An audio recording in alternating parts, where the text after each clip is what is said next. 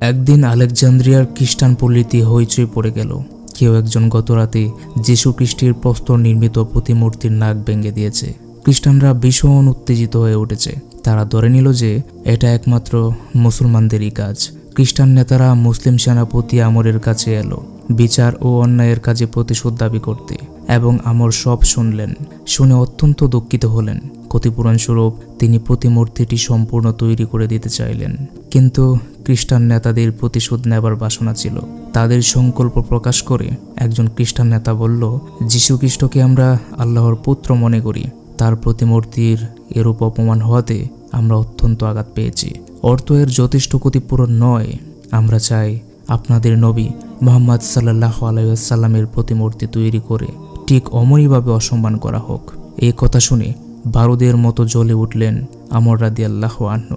ভীষণ ক্রোধে মুখমণ্ডল উদ্দীপ্ত হয়ে উঠল।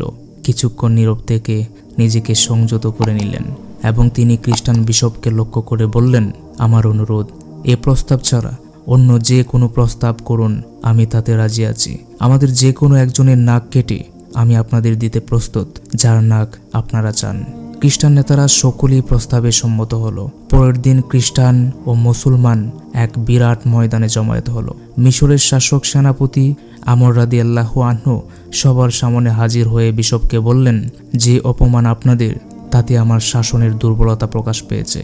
তাই তরবারি গ্রহণ করুন এবং আপনি আমার নাসিকা ছেদন করুন। এই কথা বলেই তিনি বিশপকে একখানি তীক্ষ্ণ ধার তরবারি হাতে দিলেন। জনতা ক্রুব্ধ হয়ে দাঁড়িয়ে আছে। খ্রিস্টানরা ভীষণ স্তম্ভিত। চারদিকে তমতমে ভাব। সে নীরবতায় নিঃশ্বাসের শব্দ করলেও যেন ভয় হয়। সহসা সেই নীরবতা ভঙ্গ করে একজন মুসলিম সৈন্য এলো।